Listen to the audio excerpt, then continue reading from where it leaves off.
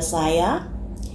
Hari ini yang kita bahas adalah tentang Gibran, di mana Gibran dihujat tak karu-karuan di media sosial terkait dari pemberitaan entah benar entah sekedar isu atau hoak, di mana beritanya dia ketangkep di Pantai Indah Kapuk sedang kayak konsumsi narkoba.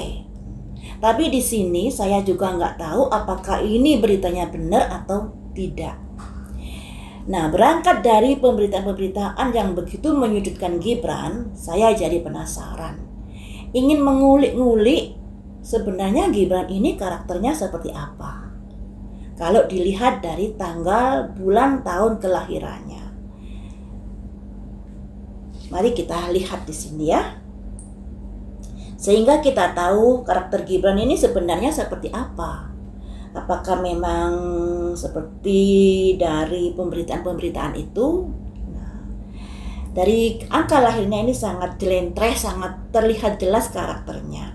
Nah, Gibran ini lahir tanggal 1 Oktober 1987. Didapati angka root 9 ya. Angka root 9 ini orangnya sebenarnya memiliki jiwa kemanusiaan yang luar biasa. Bahkan dia kalau sedang membantu orang tanpa pikir panjang, kadang-kadang mengorbankan dirinya sendiri. Kemudian angka 9 ini juga angka pelayanan. Memiliki sifat sisi spiritual yang tinggi. Suka sekali melayani dalam hal kemanusiaan di angka 9 ini. Angka 9 ini juga bisa dikatakan angka kesuksesan, angka bisnis. Nah, kemudian di sisi baiknya, saya bicara sisi baiknya dulu ya. Ada angka 11. Angka 11 ini simbol dari kemandirian. Dia lebih suka bekerja sendiri. Dia lebih suka tidak bergantung pada orang lain. Tapi dia juga menjadi bahan pembicaraan buruk oleh orang-orang. Padahal sebenarnya dia memiliki potensi mandiri. Kalau dilihat dari angka lahirnya ini. Tapi mengapa dia sekarang ini sampai dihujat tidak karu-karuan? Karena ada pihak ketiga yang mengatur hidupnya. Kalau dari dia sendiri sebenarnya dia lebih menyukai bahwa saya harus memutuskan sendiri hidup ini. Bahwa saya ingin mandiri di sini. Karena ada angka 11. Kemudian ada angka 16. Dia pun ingin mencari uang sendiri di sini. Tidak mau bergantung sama orang lain. Tapi mengapa sekarang ini jadi seperti ini?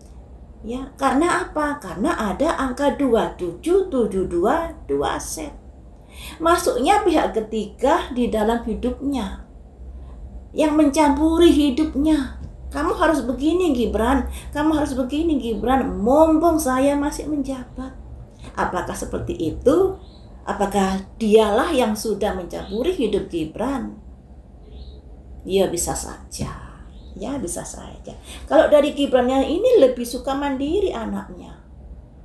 Nah juga ada angka 27 set kan. Yang artinya dia memiliki karisma yang luar biasa. Nah sayang kalau karisma yang luar biasa ini dijadikan belum saatnya, sudah dikarbit kayak gitu. Kayak pisang dikarbit loh ya. Belum matang tapi sudah dipaksakan untuk matang. Seperti yang saat ini. Padahal kalau dia ngikuti alur dari kehidupannya, dia bakal sukses loh. Dia bakal bisa mengangkat dirinya sendiri nantinya. Andai kata misalnya Pak Jokowi kan sebentar lagi lengser. Sebenarnya Gibran nanti ya akan ada kemampuan untuk berkibar sendiri di sini. Yang pertama karena dia sudah mandiri. Tidak mau bergantung pada orang lain, sekalipun dia juga jadi bahan pembicaraan orang terkait dengan sifat-sifat yang bisa dibilang yang namanya orang kan ada sifat baik dan sifat buruk. Nah, yang dibicarakan ini dari sifat sisi negatifnya. Kemudian ya, Dia juga bisa bekerja sendiri, cari uang sendiri, mapan di sini. Tapi sayangnya yaitu tadi, ada cawe-cawe di dalam kehidupannya yang membuat Gibran mungkin harus mengikuti apa yang dimau orang tersebut. Ada angka 72, 27, 2 set. Masuknya pihak ketiga di dalam kehidupannya. Nah, kemudian juga ada angka 67. Dia tak segan-segan untuk mentraktir dari orang-orang yang dianggapnya menguntungkannya. Jadi nggak pelit lah untuk Gibran ini. Apalagi kan di angka 9 tadi saya bilang ada sisi di mana dia gampang ngulas asih, gampang iba pada sesamanya. Ya. Ada angka 7 juga. 7 itu angka keberuntungan. Angka yang memiliki pendukung. Nah, kemudian 79. Karena pendukungnya pada akhirnya dia sukses di bisnisnya, sukses di cita-citanya, kayak gitu. Jadi sayang sekali dia bisa dibilang dikarbit ya untuk saat ini. Karena cawe-cawe itu tadi yang pada akhirnya dia dihujat, dia dicemooh, dibully oleh sebagian penduduk Indonesia. Padahal sesungguhnya kalau dilihat dari angka lahir, dia ini sangat memiliki karisma nantinya. Mungkin kalian bilang, oh wajahnya sayu, matanya nggak bisa melek, belok, dan lain sebagainya. Tapi di angka lahirnya ini ada karisma. Ada karisma loh ya. Jangan dibilang nggak ada karisma. Ada daya tarik yang pada akhirnya pendukung-pendukungnya akan membuat dia sukses. Makanya saya bilang sayang saat ini Gibran dikarbit. Belum saatnya matang, harus matang. Jadinya dia dibully, dihujat. Karena itu tadi, padahal dia sebenarnya dari karakternya ingin mandiri. Tidak mau bergantung pada orang. Ada 1116. Itu simbol kemandirian di dalam hidup, simbol kemandirian ingin mencari uang dari jeripayanya sendiri. Tuh ya, kita beralih ke angka-angka yang lainnya ya. Ini tadi kan angka positifnya. Angka negatifnya ada angka 33. 33 itu ternyata emosional dan agresif. Nah, emosional dan agresif ini misalnya kalau punya perencanaan ingin segera dilakukan. Emosional juga bisa diartikan gampang marah. Disenggol dikit marah. Tapi kalau dilihat dari saat ini dari karakternya sepertinya ya sabar ya, sepertinya sabar. Tapi di sini nggak tahu kenapa ada angka 33. 33 lambang dari gampang marah, emosional dan gerusa-gerusu. Jadi gerusa-gerusu ini bisa dibilang kurang hati-hati dalam merencanakan sesuatu. Juga kurang hati-hati dalam mengambil sebuah keputusan. Ini kekurangannya Gibran ini. Makanya juga ada angka 33 ya. Jadi untuk Gibran hati-hati, jangan mudah memutuskan sesuatu tanpa pikir panjang. Ditambah lagi ada angka 84. Membuat perencanaan dalam tekanan. Nah, jadi kalau lagi stres, kalau lagi menghadapi masalah yang dimana kamu merasa tidak kuat untuk memikulnya, lebih baik jangan mengambil sebuah keputusan. Karena itu akan membahayakan dirimu sendiri. Karena ada angka 84. Ditambah lagi ada angka yang mengapit 2. Ada 292, 797. Di mana ketika menghadapi masalah dan dia merasa nggak kuat, dia bisa mengambil sebuah keputusan yang merugikan dirinya sendiri. Ini yang kurang bagus. Jadi teman-teman, untuk Gibran ini sebenarnya saya juga kasihan. Karena sebagai seorang manusia, ingin sebenarnya dirinya bisa berkembang sesuai dengan apa yang diinginkan. Tapi sayangnya karena ada yang masuk dalam hidupnya yang mendikte, mempengaruhi, pada akhirnya dia harus menjadi seperti saat ini, yang kemudian dihujat, dibully, dan lain sebagainya. Terkait berita dia ditangkap di PIK, itu kan masih belum bisa dipastikan entah benar entah tidak. Entah ditutupi juga bisa. Karena di sini ada angka 292.797. Di mana ketika dia kepepet atau tertekan, dia bisa melakukan sesuatu yang bisa merugikan dirinya. Ya, ada potensi-potensi ke arah sana. Makanya orang yang berusaha untuk mencampuri hidupnya, tolong deh jangan terlalu mencampuri. Sebenarnya kasihan Gibran ini. Kasihan banget, karena di angka-angkanya sudah ketahuan kalau dia sebenarnya anak yang mandiri dan dia memiliki pengikut banyak di suatu saat nanti.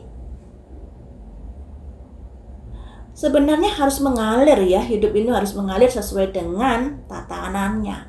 Tapi berhubung karena ambisi seseorang, pada akhirnya anaknya yang tadinya seperti ini harus rela menuruti kemauan seseorang itu, yang pada akhirnya anaknya tertekan di sini.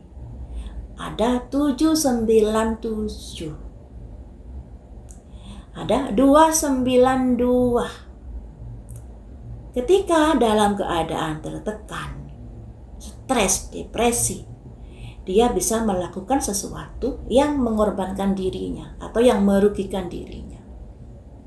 Jadi ya kasihan sebenarnya ya, kasihan. Kita nggak tahu kan kondisi kejiwaan seseorang. Taunya oh dia sebagai calon wakil presiden dengan jalur ini. Padahal dia sebenarnya mandiri, nggak mau bergantung pada orang lain. Tapi sayangnya ada orang yang masuk dalam hidupannya kemudian mendikte dia harus begini, dan begitu.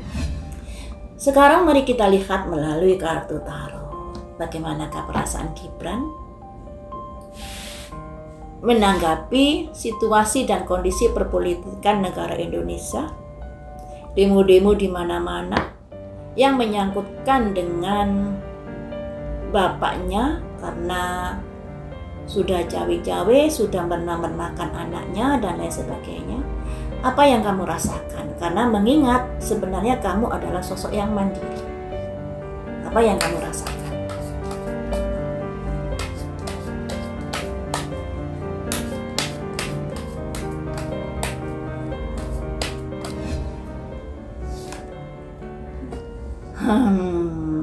Pihak ketiga toh keluar, kelihatan nggak? Ada tongkat 3. Tongkat 3 ini lambang dari sebuah kerjasama. Ada perahu, simbol dari proses perjalanan. Ada lautan, di mana perahu ini adalah akan mengarungi lautan, yang artinya adanya sebuah kerjasama dengan seseorang untuk proses perjalanan kehidupan demi masa depan. Ini ya. Kemudian dari seorang raja koin, dari seorang penguasa yang sudah bekerja keras, yang pada akhirnya hidupnya mapan, karena di sini ada simbol koin. Jadi raja koin. Demi apakah? Demi koinkah kerjasama ini? Jawabnya ada koin soalnya. Ya. Karena ada koin. Demi sebuah usaha untuk kemakmuran. Kemudian The Magician. Sama kan dengan prediksi dari numerologi? Magician itu mengoptimalkan anak ini. Jadi anak ini yang sebenarnya belum saatnya malah dioptimalkan untuk bisa menjadi apa yang diharapkan si raja koin ini. Ayo nak, optimal nak. Mumpung saya bisa bantu dan lain sebagainya. Padahal si anak sebenarnya belum siap untuk itu. Ada simbol 10 cangkir. 10 cangkir ini simbol dari keluarga bahagia. Demi sebuah keluarga. Jadi kerjasama keluarga membangkitkan kemampuan anak ini yang belum saatnya demi kesuksesan di keluarga tersebut.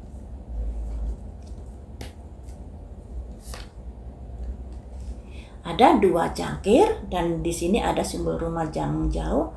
2 cangkir ini simbol dari kayak ketertarikan, tapi masih dalam kebimbangan.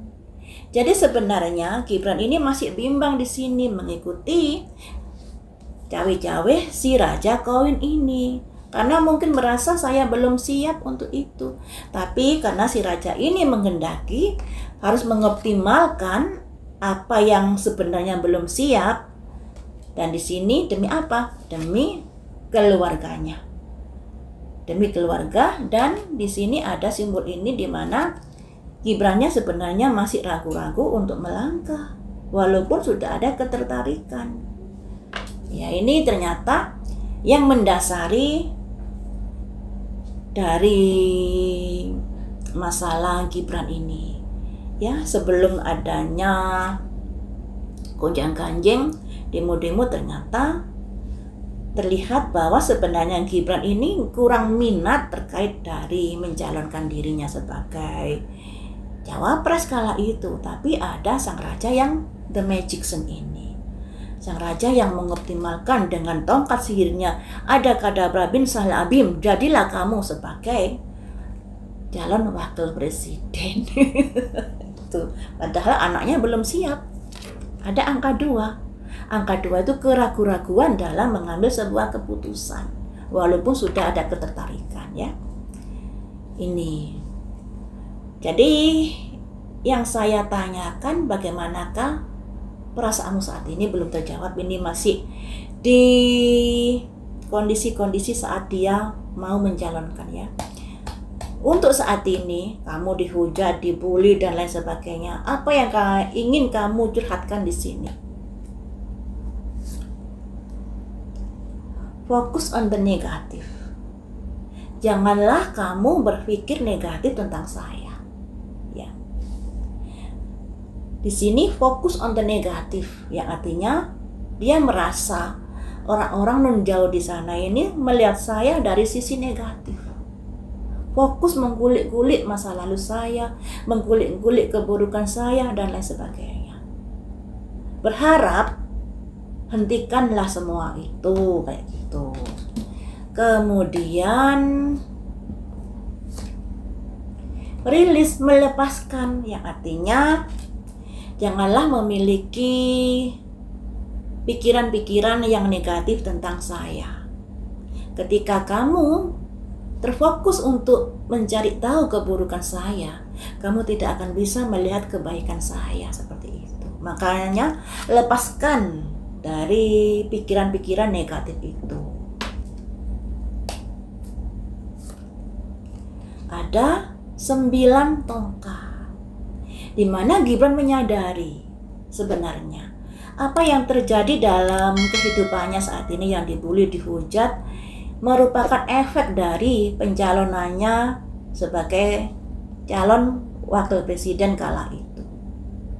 Dan di sini dia siap menerima apapun dari hujatan netizen sebenarnya. Ya. Ada simbol 9 tongkat, di mana dia harus menghadapi semuanya itu untuk mempertahankan apa yang sudah terjadi saat ini, ya toh. Mempertahankan apa yang sudah diraih dengan rencana dari Raja Koin ini.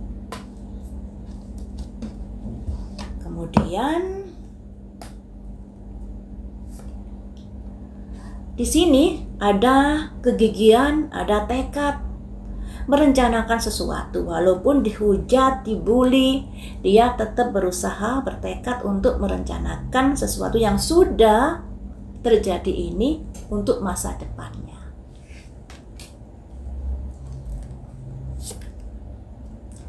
Walaupun di sini masih ada keraguan masa depan saya nanti seperti apa, karena di sini ada dua pedang. Ibaratnya dua pedang itu, pedang kan simbol dari perselisihan.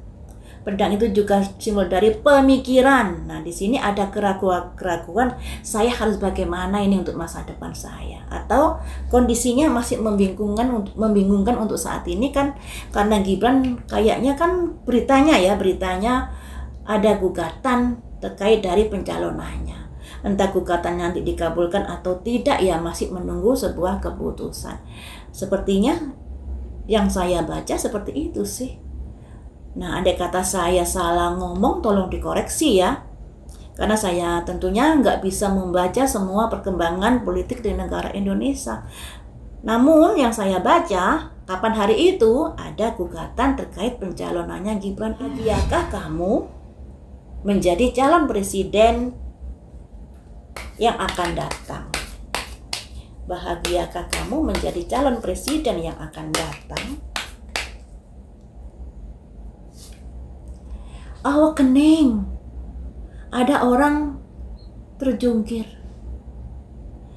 Gimana bisa bahagia? Semuanya itu sudah dikondisikan. Yang pada dasarnya awalnya dia tidak ada keinginan untuk itu. Jadi di sini ada orang jungkir balik, ada tekanan yang dia alami. Jadi tidak bahagia sebenarnya ketika dia dicalonkan sebagai cawapres. Ada tekanan-tekanan yang dirasakan.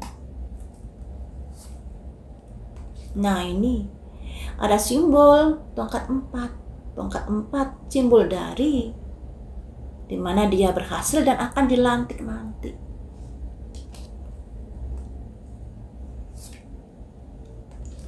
Atas dukungan-dukungan dari rakyat Indonesia. Tapi perasaannya tetap the need to move on. Ada kekhawatiran yang dia rasakan. Ada kewaswasan yang dia rasakan dalam suksesnya dia sebagai calon wakil presiden. Saat ini kan masih calon ya, Oktober baru sebagai wakil presiden. Jadi dari kartu-kartu ini ada tekanan batin yang dirasakan Gibran ketika dia bisa dikatakan dicalonkan sebagai wakil presiden, karena sebenarnya dia belum siap di sini. Ada keraguan-keraguan yang dia pikirkan. Tapi demi ambisi seseorang, pada akhirnya dia mengikuti kemauannya walaupun hatinya tertekan. Seperti itu.